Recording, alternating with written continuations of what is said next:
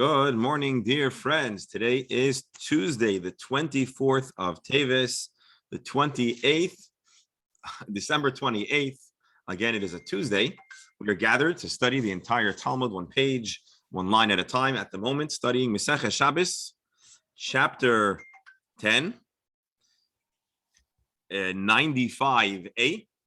And we're going through a series of activities following the Mishnah that are not precisely actions that existed in the Mishkan, and yet they're enumerated in our Mishnah as prohibited, and we are exploring why they're prohibited. Is it so related to a malacha that it's a tolda, or is it just rabbinically restricted? And we've done some comparisons between primary malachas, avos malachas, and how they relate to certain toldas. And again, primarily we're talking about in this Mishnah stuff done for decoration, adornment, self-care. We talked about combing, braiding, applying different kinds of makeup. Reb Beryl's been a good authority for us in this regards. They say that the pharmacies also sell such products. And before we continue the Gemara, which is going to be discussing other activities that are restricted, prohibited on Shabbos, and we're going to explore why we owe a not a deep dive, but we owe a taste of the halachic works, the Shulchan Aruch and the Rambam, to see how they discuss our Gemara. So let us share the screen. Let us get started. And of course, we're dedicating our learning for the well-being, health, happiness, and good fortune of the members of our Chabura and their households, with a reference to additional names that we're davening for their complete, speedy, and total recovery. Leah Bas Rita, Malka Bas Rivka, Chaim Baruch, Eliezer ben Risa Esther, Ludmila Bas Najeda, and again, all the members of the Chabura. Rabbi? Yes, doctor. You wanted to be reminded, you mentioned braiding, that you were going to deal with the unbraiding issue. Yes. Well, Belina, yes, we want to keep that on our radar. Okay. And even more. Hold on. Here we go.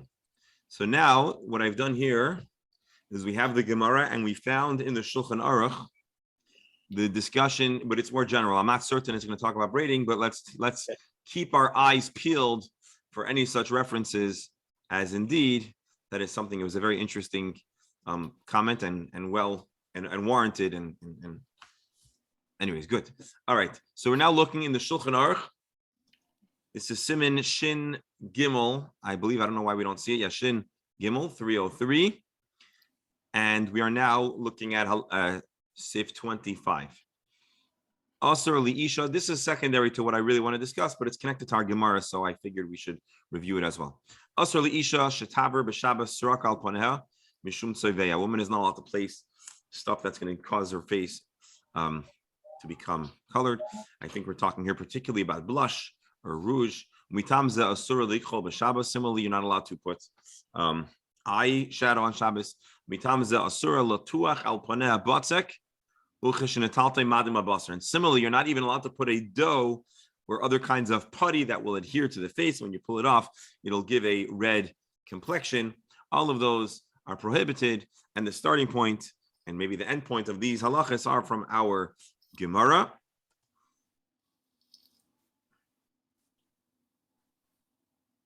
Is this prohibition biblical or rabbinic? Well, that's a question of how you decipher our Gemara.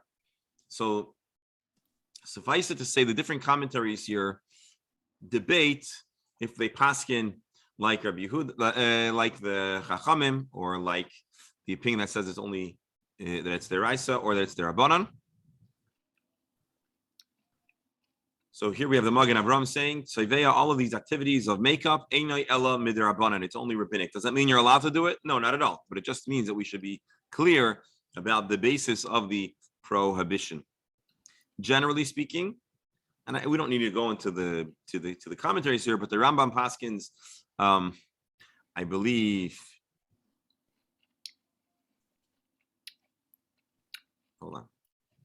Oh no, okay. Scratch that for a moment. the Mishnah Brura. Let's see. What is Sirak? If you notice, I stumbled in the translation. So he says, Hut Seva Adam. It's blush. It's makeup that has a reddish color.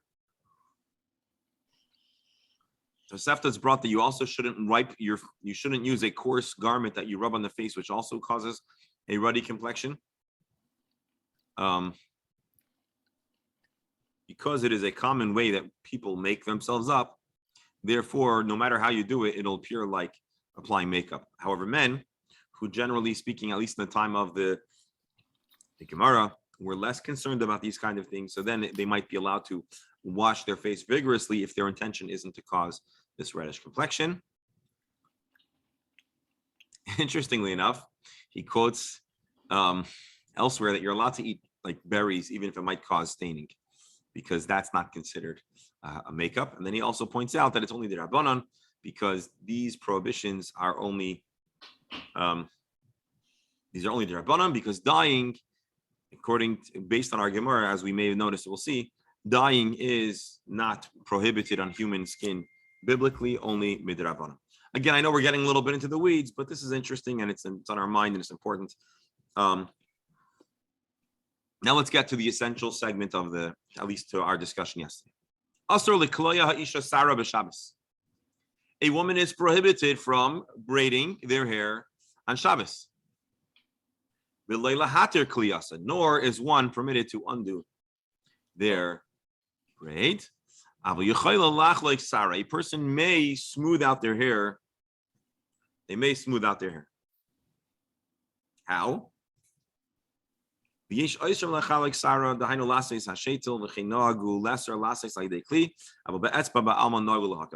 getting into all the specifics here, the Rama says that one may possibly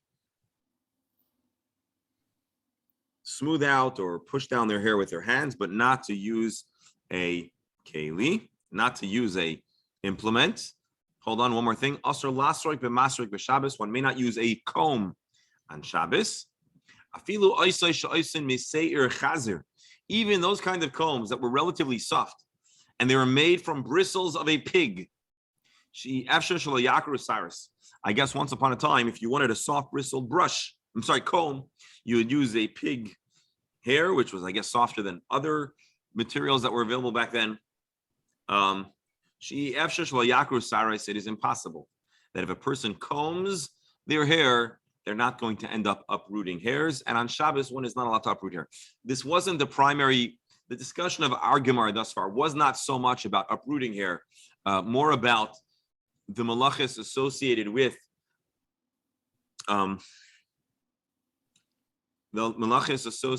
braiding and the like, because it was considered like bona. But a very much related topic is uprooting hairs. Mark brought it up yesterday, and the Shulchan Aruch quotes it explicitly, which is why I wanted to bring it here to your attention. Now let's go back to the question of braiding. Rabbi. Yes. One quick question. Mm-hmm. If we're saying Asr Leisha, could a man braid his hair and say, "What do you want from me?" It's not a. I don't believe so. I do not believe so. I believe the reason why we say Isha, I believe so. Let's take a look in some of the commentaries. Maybe I'll be proven wrong. But I believe in the time of the Gemara and the Mishnah, it was understood that braiding hair was primarily a feminine activity. And notwithstanding the fact that there are folks that do have men that do have longer hair, braiding, I think, is a little bit of a stretch. Again, not trying to offend anyone, but I've seen some of the hairdos that I see. Yeah, no, I'm not saying it's unheard of, but it's at least in the time of the Gemara and the Mishnah Brura here, which we have open, it was not very common. Likloya. What is the basis of the prohibition of braiding?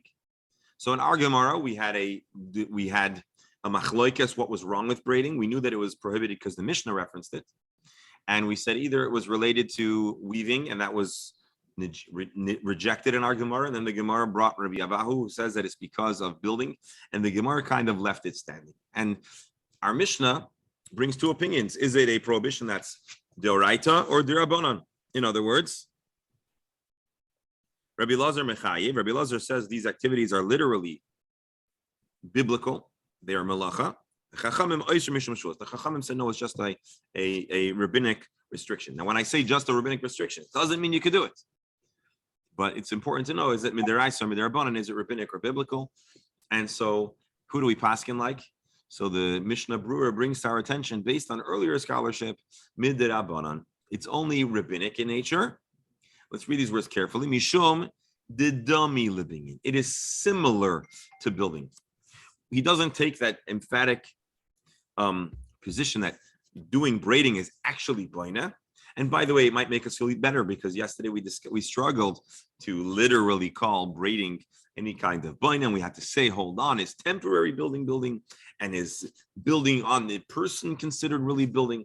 And so this position, and because of those difficulties, it's easier to paskin like the Chachamim who say it's only rabbinic, and the Chachamim prohibited it because there are sources that can compare braiding to building, especially if braiding, and I saw it brought in some of the other commentaries, braiding once upon a time wasn't simply braiding the hair, but it was also using product that would cause the hair to stay in the braid.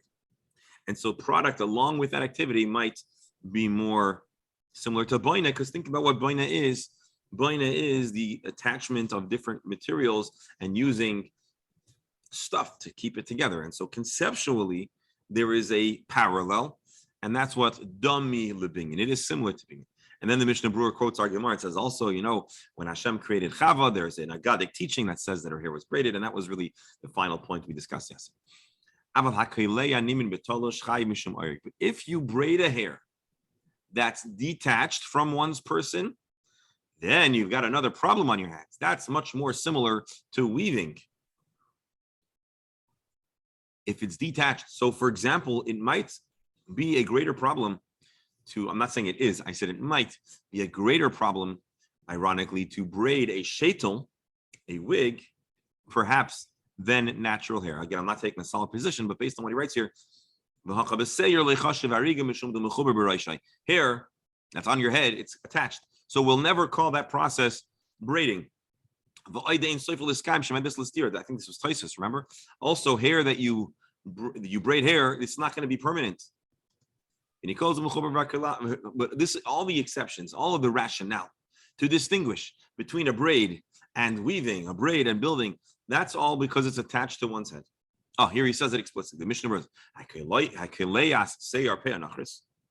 if you braid a shaitel, a peyanachris, a foreign hair, although braiding a shaitel is not considered boina, it is still restricted because it is akin to weaving. Even if your intention isn't that this should be a permanent braid in your wig or shaitel,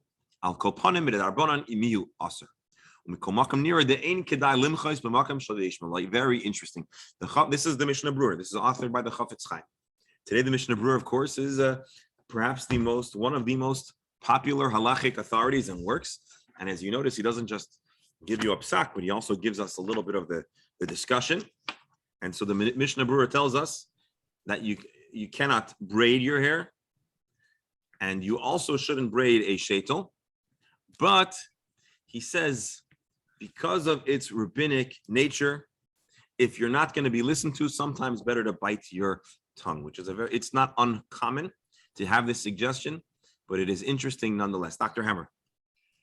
Isn't this consistent with something we mentioned about you can braid your own hair, but you can't have somebody else braid your hair?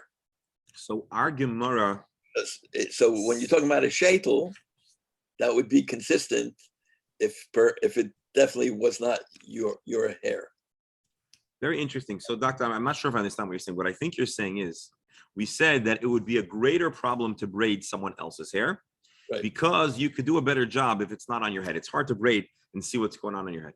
So what I'm not sure, Doctor, is, are you saying a shaitel, by definition, it's not attached to you, so you could do it with greater precision, and so it should be more problematic? Yes. It's interesting that the Mishnah Brura, which again, he's really quoting from earlier sources, doesn't take that position. I believe the reason why he doesn't is because you can counter and say that the whole Gemara is only talking about hair that's attached to the head. Hair that's in a shaitel, although to us it's very similar, but the heter and the issue seems to be unique to hair that's attached to one's person. And that's why he says for a shaitel, we have to apply a different prohibition, the prohibition of weaving. Although weaving, we said, can't apply to hair that's attached to the head, we would comfortably say that at the very least, it is similar enough to weaving to be prohibited midrabanan. So ironically, Dr. Hammer, anyways, the doctor's comment was perhaps to make braiding a shaitel worse. From the text of the Mishnah Berurah, I'm not certain that it comes out that way. It would probably be unequal, but not worse. Dr. Rebero, you're muted. Please unmute. We'd love to hear your voice. Rabbi, to braid a child's hair would automatically be disqualified here. So that's a good shaila. Most likely, one should not braid a child's. Not most likely, one should not braid a child's hair. That's what the Shulchan Aruch is here saying clearly. Now, it's a shame Dr. Hammer walked away. When he comes back, I'm going to go back to this, but we're going in order. I think his phone rang. Yeah, no, but we're now going to see what the thing that we left off yesterday. Dr. Hammer. Okay, I'm glad you're back. Good. Baruch Hashem. Again, the text of the Shulchan Aruch says, also the kloya ha'isha sara b'Shabbos. You're not allowed to braid, v'loy lahatir, nor are you allowed to unbraid. And Dr. Hammer yesterday in the shir asked a very scholarly question. If the Gemara is comparing braiding to boina, well then surely unbraiding, undoing a braid should be soiser. And indeed, the Mishnah Berurah says exactly those words. Dr. Hammer, I said, if you're not going to be back on time, I'm going to have to come back to this when you return. So I'm glad you're here. V'loy lahatir kliyasa, the dami l'soiser. It would be akin to demolition. Rabbi, just a quick remark. I noticed Dr. Hammer has a full head of hair. For me, this is all relatively unimportant.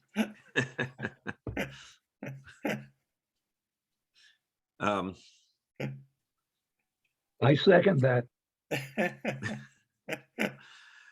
So anyway, so this was a good call, and it's always a big compliment when you see your question so validated that the Mishnah Berurah chooses to address it directly in the exact language that we chose. So there we have that.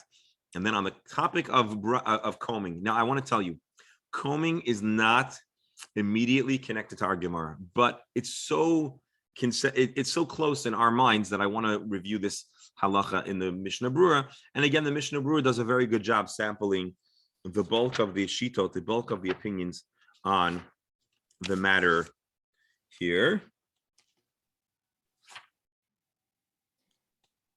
So here we go. Again, also lissork b'masr b'Shabbos, you cannot use a comb, even if it's a soft bristled comb. Rashi, the Mishnah Berurah also lissork mishum tlishas seir haguf. I have told us the guys. We learned earlier that you're not allowed to pluck hair with your hands, and you're also not allowed to pluck hair in any way. And a brush, scratch that, a comb, in the eyes of halacha, in the eyes of the Gemara, though not our Gemara, if you use a comb, you are guaranteed that some hair is going to be uprooted. I don't know if it has to do with the force. The comb is necessarily going to move through the hair. I don't know exactly why that is the case. Although maybe those that are in the industry, I'm sure those in the industry could explain. Your comb is always full of hairs. Where do they think they obviously got pulled out of your head? So my question is like this: is a comb more or less likely to uproot hair than a brush? Rabbi, is the issue of removing hair that already fell out? Maybe that's part of it, because the comb would do that for sure. No, the concern is not so much hair that's already out. The issue is uprooting hair. Well, I think, first of all, hair naturally exfoliated and new hair come in. So my question also is, if you're saying you can't brush and you can't comb, even with your hands, I'm sure you can put your fingers through your hair and at times have hair being removed. Yeah, so the issue isn't, we will have a very hard time differentiating between already uprooted hair and new hair. But the halachic issue here is hair that's being uprooted presently and actively, as opposed to the removal of hair that's already uprooted and just smatted or sitting there on one's head or whatever. Rabbi, could we introduce the issue that when you're combing your hair, you're not really looking to remove hair? Melacha shel lo tzricha? Oh, so you're saying ain't it tzricha? You're not desiring. You're not miskaven. But you're right. Except the retort is going to be psik reisha v'lo yamos. There's an activity that's the results are guaranteed. And so in the eyes of halacha, and that's what's brought. I don't know if it's brought here, but it's brought in the other halachic works that I saw. I'm sure it is. Here, let's see. Here, actually, no. He says it. It is impossible. Ain't gonna happen. Rashi, the Mishnah Berurah. He's not brushing. A person doesn't comb their hair because they say, "Oh, goody, I want to uproot hair." That's not why a person does their hair. But Rebberal asur gamkin asur devepsik reisha. This is an absolute certainty that hair is going to be uprooted. If a person is brushing, is combing to remove the loose hair that aren't entirely uprooted, anyways, long story short, one shouldn't brush their hair. It says in a book called Yeshua's Yaakov, I saw certain people that are lenient and they choose to comb their hair. And they become so, this has become so prevalent that they believe it's entirely permissible. He uses very strong words of disappointment, that people would transgress directly and immediately without any consideration. And then he says, the rabbi should get up in shul and say, folks, ladies and gentlemen, in lieu of a sermon, I want to bring to your attention, don't burn your combs, but put your combs away for Shabbos. Ula yishmo, maybe they'll listen. V'yichol muser ad kan dvar. This is what he says. Person says, I have to look good in shul. Again, I'm sharing this to you out of interest, and certainly this is a halachic opinion, but I'm not telling you what to do. But it's interesting to see the language. Someone's going to say, Rabbi, how could you tell me to put away my comb for Shabbos? I'm not going to look good in shul. He could use his fingers or do it in other ways that are permissible. So he says, basically, listen, not only you should put away your comb, but he gives a solution. Because you could use your hand, or you could use maybe we didn't discuss it, maybe a brush. Here. A person can somewhat touch up their hair with a soft bristled tool. The dafka lisroik aser. A comb is the prohibition. The mashir seir, because a comb, by definition, you move that comb through your hair, and all forces that are trying to stop your comb are not welcome. You're going to get that comb through your hair, and you're not put there. It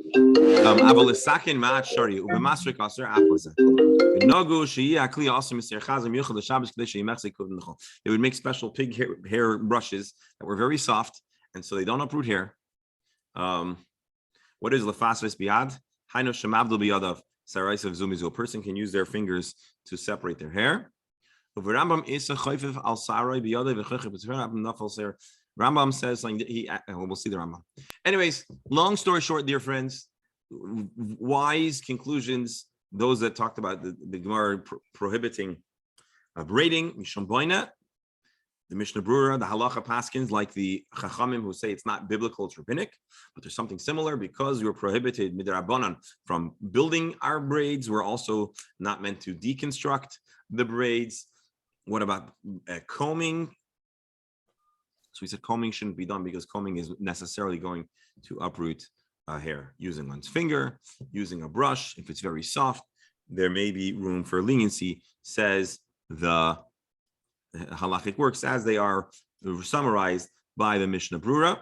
We have to go back to the Gemara at some point, but let's just take a fast peek in the Rambam, and then we can move on. Here we go. Mishnah Torah.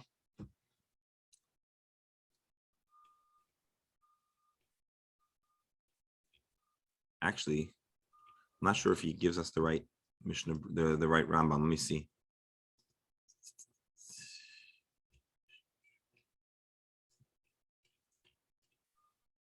Okay, it's in the Rambam, but but I don't have the citation handy, and so we're going to be satisfied with the Mishnah Berurah's quoting of the Rambam. All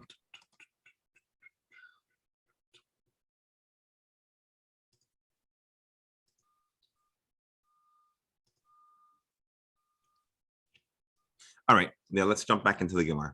So there you have it, a little halachic detour, a little halachic perspective. Of course, the Gemara is created as a document that's created to inform Jewish people how to practice Jewish law. The Gemara is a lot of scholarship, gives us a lot of information, and to paskin from the Gemara, in a time where people did paskin from the Gemara, you had to know the entire Gemara. And so therefore, and that's the reason why when the Gemara existed, the poskim, again, I'm talking the time of the Gaonim, they used the Gemara to give a psak, but you had to really be a great scholar.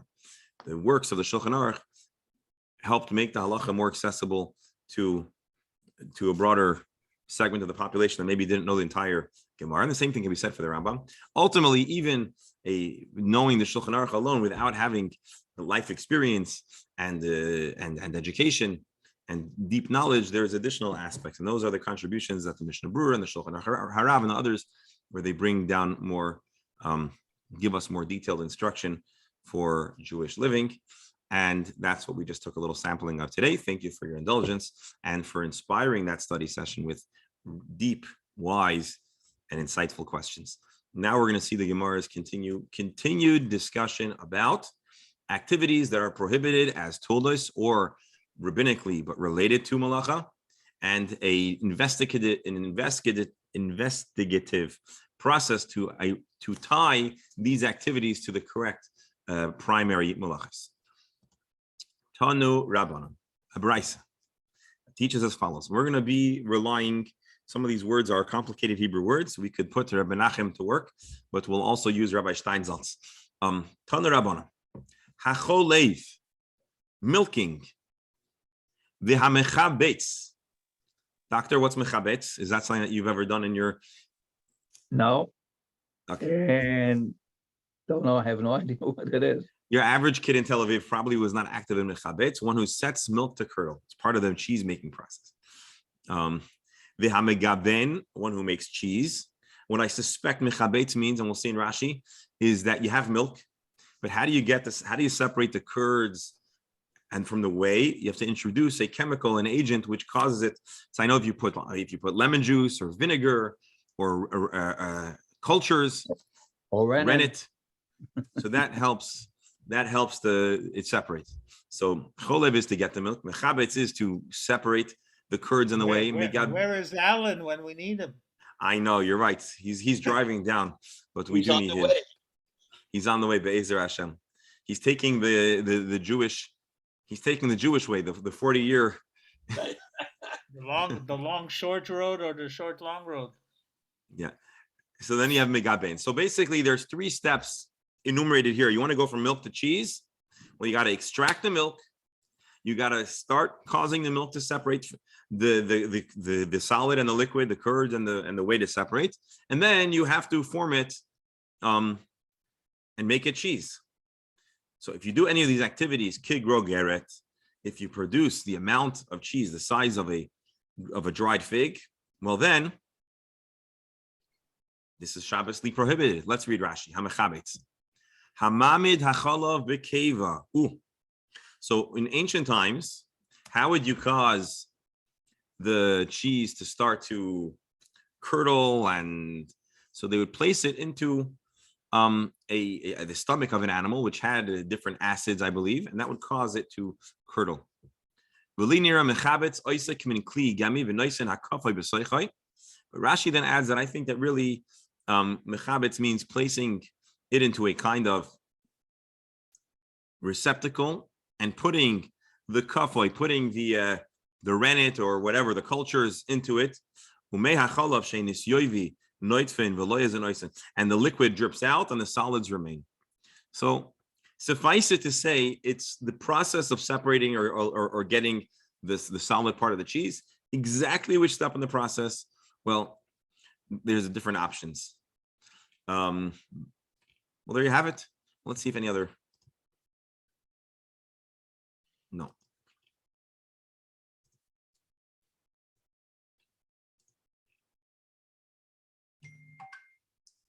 All right, we'll move forward and then we'll have a chance to take a look at some more of the.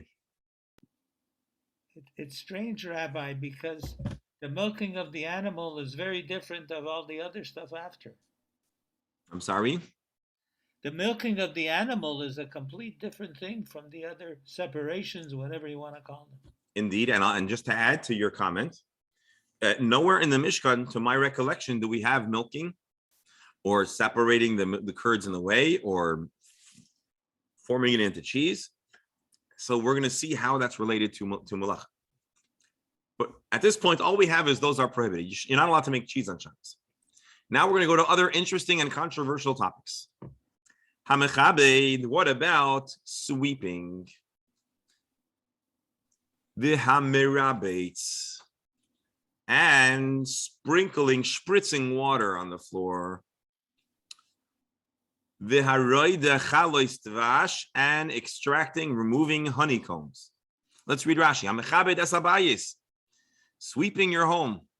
Folks, if anyone asks you to sweep up on Shabbos, say no. I saw in the Talmud it's not allowed. We'll get to the reasons and what kind of sweeping. So let's not get too excited yet. Hamirabetz. As you may recall, most homes, the time of the Gemara, the Mishnah, were not finished. They didn't have a stone or tile or how do you call it, or a laminate. They were earth. And if the ground was dry, well, then the room became dusty. And so you might have a job. Someone's chore was to spritz some water to keep the floor out of the air, to keep the dust down. And so these are also enumerated as prohibited activities alongside with extracting honeycomb. Shagag b'Shabbos, if a person does any of these activities on Shabbos, chayiv chatos, you have to bring a chatos, which means this assertion of the Brisa means all of these activities are biblical. They're absolutely prohibited. Hazid b'Yom, and what if you did it intentionally on Yom Tov? Like arboim, one could chap malchus. On Shabbat, on Yom Tov, a person does a malacha, they could be liable for lashes.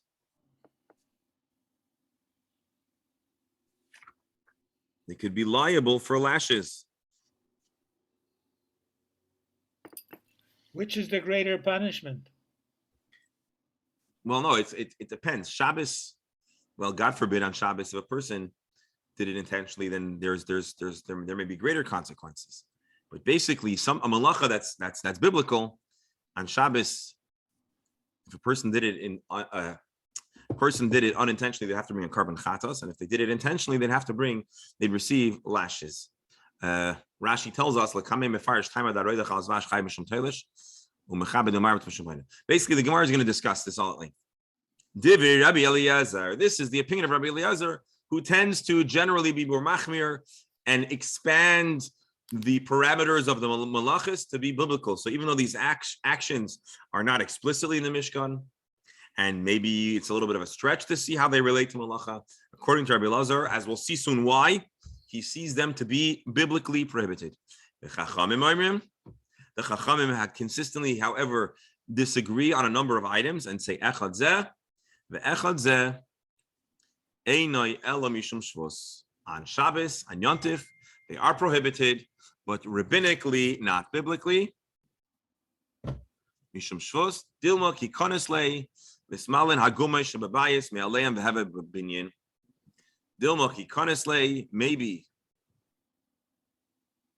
when he does these activities, sweeping, particularly mismalim, agumah, shababayis, me'aleim v'heve. Actually, I think this is probably meant for a later Gemara, but why would it be prohibited? Because maybe sweeping would cause you to fill up ditches, mounds, and that could be like boina. We discussed this once before. Remember, we said that if you fill a ditch up in your house, it's boina. You're making your house have a normal floor. And if you fill up a ditch or you make a ditch outside, that might be part of the agricultural process. But suffice it to say, because ultimately you're not sweeping your floor for the purpose of building, therefore it's only rabbinic, it's only a shavua, and not mid-oraita. This, all my dear friends, is all a citation of a brisa. We have not yet had the discussion. So which of these items are the most disappointing? Again, being that most of us don't have goats or cows or do milking, so that's not disappointing for us. And the milk that we get, the pasteurized 1, 2, 3% milk is also not cheese making milk, so that's not so disappointing. Most of us don't get a chance. Maybe Alan, I'm sure Alan has had the chance to make cheese. Sweeping and the other things, that's a little interesting. I will tell you, my kids, every once in a while they're bored. It happens, kids could be sometimes, and so sometimes we'll try to find science projects for them. So we've taken milk and I had them guess what if we introduce different agents to the milk, what would be, try to have a hypothesis, what would be the effect of adding certain agents to milk. So what will salt do to milk, or what will vinegar do to milk, and then they can actually watch it separate. So although I don't think you want to be making cheese from a 1% milk, but you can view the way these agents cause it to curdle. And anyways, by the way, you can also let your milk sit for an extra week or two, and then you'll also experience some natural curdling. Not always pleasant. Anyway, so this is the Brisa, which brings us to Machlokes, again, Rabbi Elazar and the Chachamim, about a whole variety of activities if they are prohibited midiraisa or midirabban. And the Gemara is going to explain here. Actually, I skimmed over this Rashi. Let's just go back to Chayiv Chatas. The Kamim Mefarish Chaima. The Gemara is going to explain the reason. If you remove honeycombs, Chayiv Mishum Toilesh, it's similar to uprooting stuff. We'll see exactly how and why. And Mechabed or Marbitz, the things that we do to the floor, that's like Boina. Before we go into the rest of the Gemara,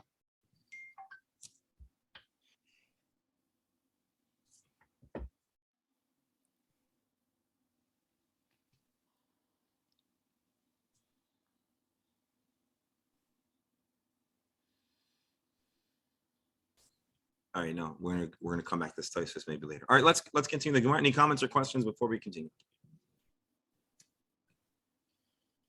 All right, so we're gonna bring an anecdote, which is going to include the Talmudic scholarship on the subject. Rav Nachman bar Gorya iklal in Narda. Rav Nachman bar Gorya went to Narda, one of the famous cities in the Talmud Bavli, one of the important cities. Boy minei. And he was asked as follows: Choyle, we know you're not allowed to milk on Shabbos because that was in the Brisa. But Mishomai Mechayiv, what possibly could be the malacha that milking triggers? What is the reason why and which malacha makes milking prohibited? Amar Lehui responds, what do you mean? Mishom Choyle, you're not allowed to milk. Why can't you milk? Because you can't milk. The Chabetz, why can't you separate? They asked him the curds in the whey. Why can't you do this initial step of the process? What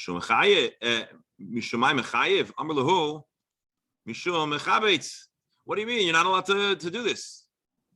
Why aren't you allowed to make cheese? Why aren't you allowed to form it? Because you're not allowed to do it. This sounds like the kind of thing you might hear from your Rebbe in Cheder. Why? Because you can't. And indeed, as we'll find out, they weren't so excited about his answers. Amar lahu, so they responded.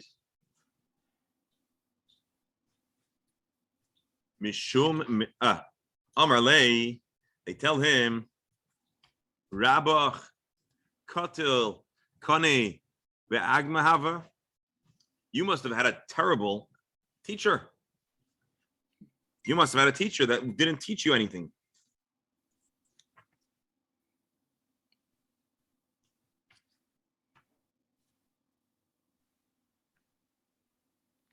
Because these are basic facets of Jewish law.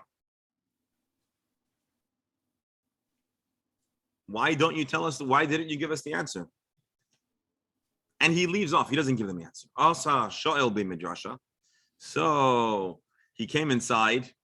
They came inside and asked, "What's taka the reason? Why can't you do these activities?" Amar lei Choylev chayiv. You know why you can't do milking? Mishum mefarek. Because when you milk, you are separating and extracting the milk from the. You're separating the milk from the animal, and it's like mefarek, which is the extraction of stuff, the desirable from the undesirable. And Rashi is going to explain, Kimoy mefarek masoi. The word mefarek is like unloading a burden. Shapoirik oichel mimakam sheneskasaboy. You're extracting the food from where it is contained and covered up. They have told us dash, and it's similar to threshing, because threshing in the agricultural process is getting the edible part of the kernel out of the what do you call the thing that the kernel is in? The husk. By getting the edible, desirable part out of the husk, milking is like extracting the edible out of the husk, because the animals, the udders of the animal relative to milk is inedible. So interestingly enough, mefarek is not one of is possibly not one of the 39 primary malacha.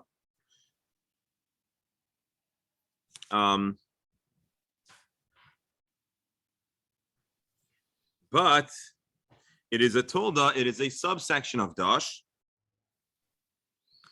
The Rashi continues and says, the istamri tolda the kaitzer. The others who say this is more like kaitzer. Kaitzer is harvesting. You cut the growing plant off the ground, and so the people want to conceive that getting the milk out of the animal's udders is like the removal of the food from its source. But Rashi rejects this. Because milk isn't attached in the way that vegetation is attached to the ground. It's just contained and reserved there. And it floats around inside the animal's udders. Anyway, so basically the bottom line, mefarek is a tulda, mefarek is an offshoot of threshing, and therefore you're not allowed to extract milk. Dr. Hammer, yes. What about the other issue, tsar balei chayim? So, Doctor, I want to ask you a question. Yes. Explain to me, what do you mean tsar balei chayim? That milking a cow has to do when the cow is ready to be milked. Okay, the pain and the possible potential harm to the animal Of not milking the animal. Of not milking the animal. Oh, okay. No, that's what I wanted to make sure you're saying. Because yeah, that's a good shaila. So I don't want to answer you now, but it's an important. I think someone's sitting here on the share, and every time Dr. Hammer has a good question, they're calling. No, it's a very good question. What is the solution if you have a farm and you produce milk? What do you do if you cannot milk the cow, because a cow that needs to be milked, and you're causing pain for the animal to not be milked? So I'm not going to answer the question right now, but Be'ezer Hashem, in the course of our discussion here, I hope we will uncover the discussion and hopefully a solution. So but I good think question. that there are two parts to that, because milking, if you're milking because it may cause tsar balei chayim, I understand. But let's say you're already milked it for tsar balei chayim, and then you want to make cheese, but the milk from before is already gone.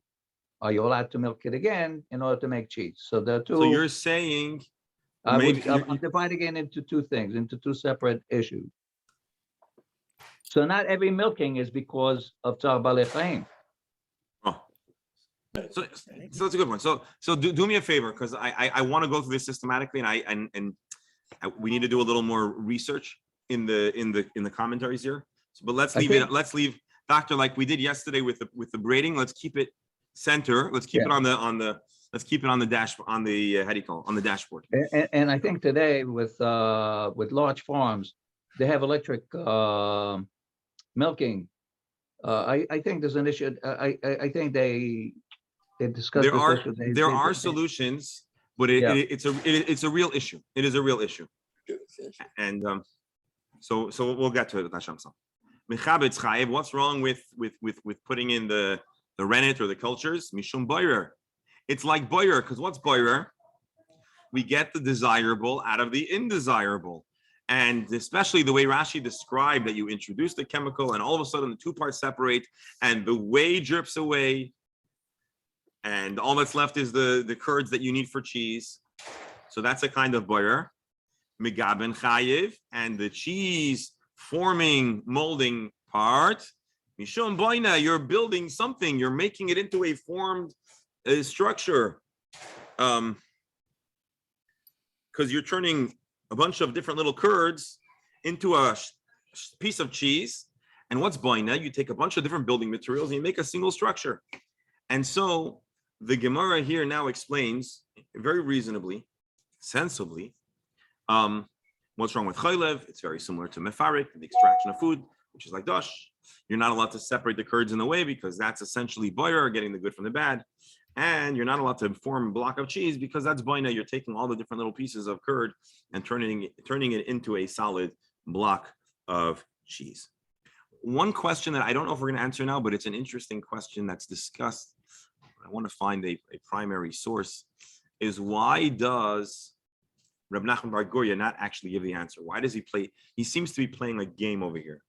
Why doesn't he give an answer?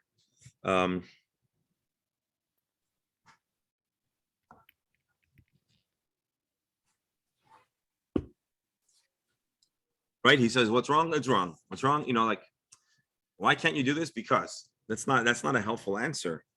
What was his point? Was he trying to make a point?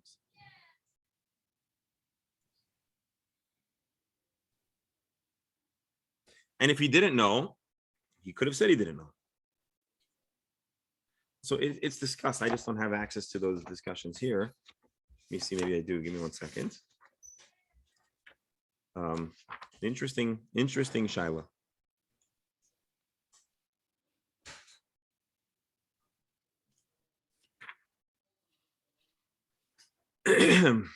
Maybe they just got him on a bad day. Yeah, sometimes you don't have koyach. You don't know, I'm not telling you. You ever told someone that? Shayna? Yeah. Someone at the door? Oh, yeah. Hold on. Come in, it's open. Rabbi, when we come back to this discussion of the milking and Tsar Balachayim, Yes. could we discuss in general how far do you go with Tsar Balachayim and all kinds of other stuff?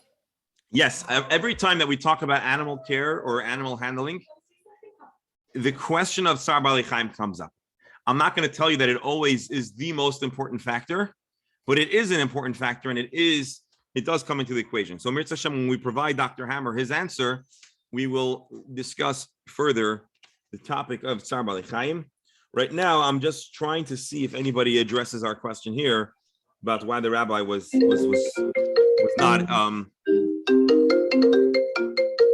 not indulging them with an answer. And I believe we're gonna have to leave that question for another. We're gonna have to leave that question for another time.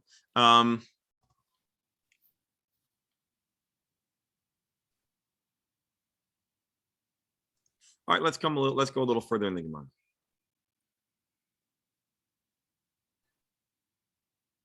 Okay, so we learned in the Braisa, Hamechabed. So we explained the cheese part. Now let's talk about the other part. Hamechabed, sweeping, mirabetz, spritzing water, haroy dechalas dvash, and taking down, extracting honeycomb. What's wrong with those things? So we learned shagag b'Shabbos, chayiv chatos. If you do these things inadvertently, you have to bring a chatos, meaning they're biblically prohibited. Hazed b'yomtiv, and if you do it intentionally, so on yomtiv, the consequence is malchus. This is what Rabbi Lazar holds. These activities are biblically prohibited, and the Chachamim say no. Why does Rabbi Eliezer consider these actions to be biblical? Rabbi Lazar explains. My time at Rabbi Eliezer, and here would be a good time to point out that ironically we have two different names, Elazar and Eliezer. And when you learn in a Gemara without Nekudas, it could be very confusing. The only clue that it's Eliezer versus Elazar is the extra Yud. But Sefaria provides us Nekudas, Baruch Hashem, and that's very helpful. My time at Rabbi Eliezer, why does Rabbi Eliezer, who is a Mishnaic authority, why does he say that these actions are biblical? primarily here we're asking about the honeycombs.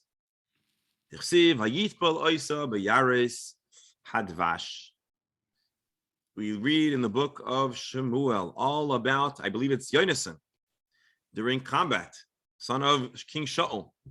He ate honey. He was very hungry. You know the story. And he dips it beyarois tvash. The word for a honeycomb is yarois tvash. Why in the Hebrew language do we use a word that usually means forest in describing honey? It's to teach us a halachic fact. Just as you're not allowed to uproot something from a forest, similarly, honeycomb, taking honey, extracting honey, is not just extracting honey, it's like chopping a tree, chopping part of vegetation. So Rabbi Eliezer must understand that honey is given biblical and therefore halachic treatment as something that grows on the ground. Reb Beryl, yes. Rabbi, it's not quite a fair comparison. Take a look. Shabbos, he's doing it, he doesn't know. Yontif, he's doing it willingly. It's a completely different comparison. No, it's different consequences. No, we can, because simply all the Gemara is saying is that it's considered biblical. On Shabbos, there might be skila. On Yontif, there might be malchus.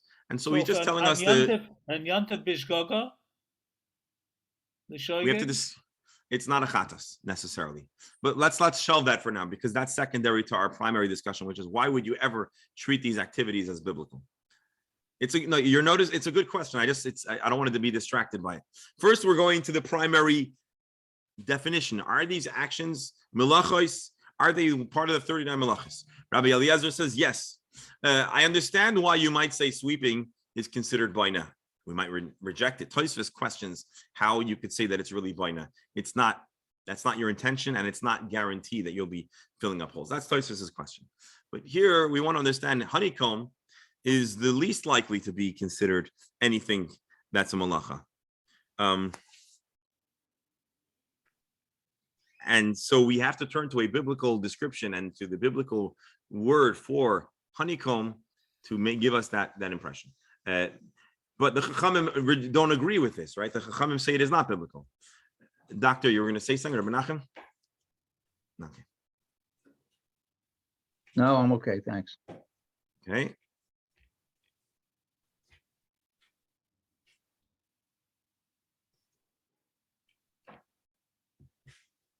All right, let's do the final few lines of the Gemara, or we're going to get almost to the Mishnah. This will be our final.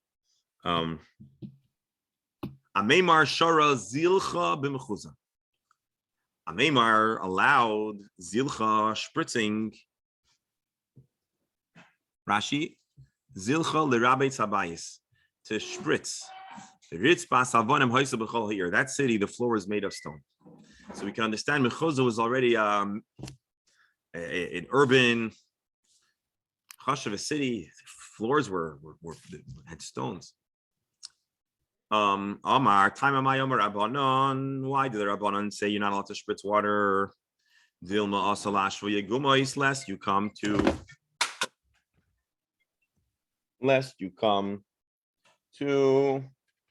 fill up holes.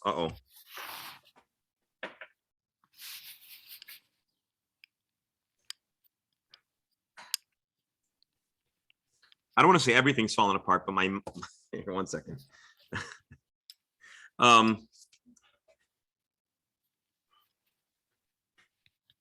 Why are you not allowed to sprinkle usually? Why do the Chachamim prohibit it?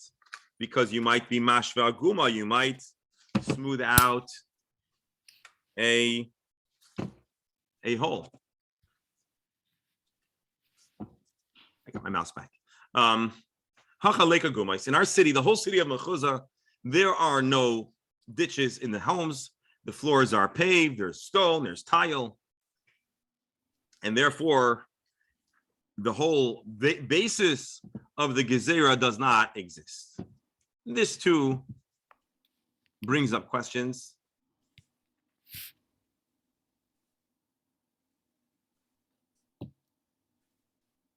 All right, we'll have to bookmark that Tosfos too.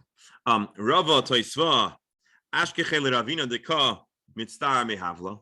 Rava Toisva once finds Ravina in a very uncomfortable situation because of havla. What's havla? Shaya avak oila umar behevel. The dust was rising in his home and he was very uncomfortable. Amar leila saval amar lahadatanya. Don't you agree that with the following teaching, haraitza l'rabbi says beisei b'Shabbos, if you really want to spritz water, you want your floor to settle. Maybe areva malaya mayim, you could bring a big bucket full of water. V'roichetz panav bizavizu yada bizavizu ragla bizavizu. You do a little trickery, spritz your face and let the water go over. Wash your hands, wash your feet. And once you're washing your hands, the water goes all around. Amar lo, he responds, I didn't realize that was an acceptable solution. Rashi, I didn't remember this option. But Rashi says, my teacher say he disagrees. So a possible solution, you're not allowed to spritz water on the floor rabbinically, but if you do another permitted act and maybe water brings your floor under control, maybe it's allowed. And it's possible that Ravina does not agree with this halachic solution. Tosfos brings to our attention, and in Gemara Psachim, it describes how there was a process of sweeping the floor of the Beis Hamikdash, and it says that it was Shlei b'Ritzayin Chachamim. The rabbis were unhappy, and the Gemara says, which Chachamim? Rabbi Eliezer. Rabbi Eliezer is the one who says you're not allowed to sweep in our Gemara, because the Chachamim say it's rabbinic, and we do not apply any rabbinic restrictions to Beis Hamikdash management. So Tosfos asks, but 1 second, our Gemara here seems like stone floors are not part of the conversation. It's only dust floors, but the Beis Hamikdash had stones. So he says, actually, sweeping in a way is more problematic than spritzing water, because when you sweep in a time where the tiles were not perfect, when you create balance of the dust, you actually are smoothing out the holes between each stone. All right, let's call it for a day. Dear friends, today we covered a lot of different topics. We're not entirely done. We need to tomorrow do what we did today. Start off in the Shulchan Aruch and the Rambam and take a look at how we practically discuss cheese making and how we practically discuss sweeping and spritzing water, particularly in our modern world, where there's almost no indoor structure, where we don't have solid floor. Are we allowed to brush? Are we allowed to sweep? Is there a distinction between which type of tool you use to sweep, etc.? Important questions that need to be resolved. And Be'ezer Hashem, tomorrow, we will start off with that discussion. Rabbi, Rabbi. Yes. Rabbi, I'm not prepared to give up on the intention or not intention. I could make the argument the Makkos are for intention. Could we see if there's any comment? I can't believe. It's not comment. It's the whole. Hold on. Let me just. It's the whole discussion about Hilchas Yontif and the consequences of Hilchas Yontif. It's a whole discussion. The reason why I shelved it is because our discussion here really isn't about Hilchas Yontif. Our discussion is why did they have to all of a sudden go from shoygeg to intentional? Why? Because he's talking about shoygeg in both cases. All right, Bli Neder, tomorrow we'll continue the discussion. It's Bernie, a good question. help me here. Kavana. No, this is a question. This is a nuance in Hilchas Yontif, which is important. But we first need to talk about the essential activities in the context of Shabbos. But tomorrow, Bli Neder, we'll take a look. All right, gentlemen, Yasher Koyach, I pray everyone. I should say, ladies and gentlemen, we pray that there should be good health and good circumstances for everybody, good transportation and elevators working, and we should be done einmal far alamal with all of our the spread and contagion, and we should be out of the quarantine, and everyone should be gesund and healthy physically, and we should have menuchas hanefesh along the way. And that's that. I hope to see everybody tomorrow. Gesundheit. Thank you all. Shkoyach.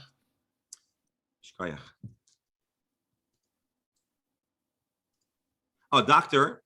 Schellenberg asked me to tell you today there will not be Chumash. Today there will not be Chumash. Okay,